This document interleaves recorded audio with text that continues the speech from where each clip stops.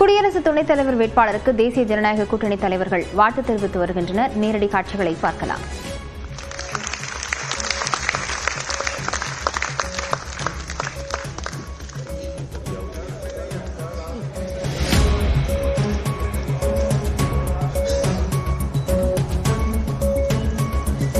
இது தொடர்பான விவரங்களுடன் செய்தியாளர் முகிலன் இணைந்திருக்கிறார். முகிலன், விவரங்களை பதிவு செய்யலாம்.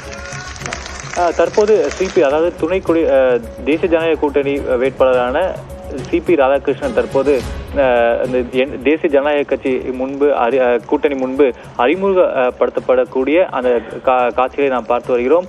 பிரதமர் சிபி ராதாகிருஷ்ணனுக்கு சால்வை அணிவித்து அவருக்கு அந்த பூங்கொத்து கொடுத்து அவரை மரியாதை செய்யக்கூடிய அந்த காட்சியை நாம் பார்த்து வருகிறோம். இதைத் தொடர்ந்து மூத்த பாஜக தலைவர்கள் சிபி ராதாகிருஷ்ணனை தேர்வு செய்வதற்கான காரணம் என்ன என்பதை இந்த மற்ற கூட்டணி கட்சி தலைவர்களுக்கு விளக்குவார்கள்.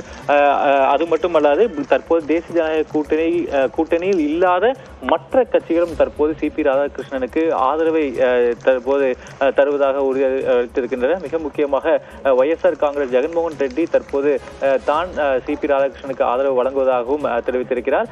தொடர்ந்து பாஜக மற்ற கட்சிகள், அதாவது தேசிய ஜனநாயக கூட்டணியில் இல்லாத மற்ற கட்சிகளிடம் தொடர்ந்து பேச்சுவார்த்தையில் ஈடுபட்டு வருகின்றனர்.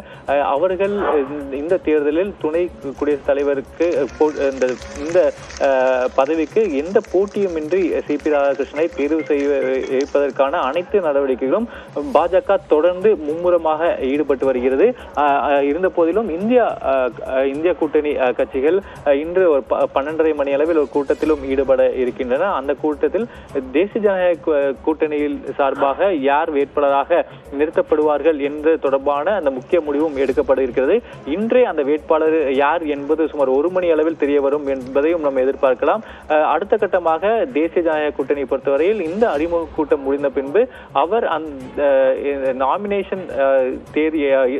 நாமினேஷனையும் சிபி ராதாகிருஷ்ணன் செய்யவிருக்கிறார். சுமார் 4 செட் ஆஃப் நாமினேஷன்ஸ் என்று சொல்கிறார்கள். தனித்தனியாக 4 பேர் இந்த வேட்புமனு தாக்கலிலும் செய்ய இருக்கின்றனர். சிபி ராதாகிருஷ்ணன் தனியாக, பிரதமர் தனியாக,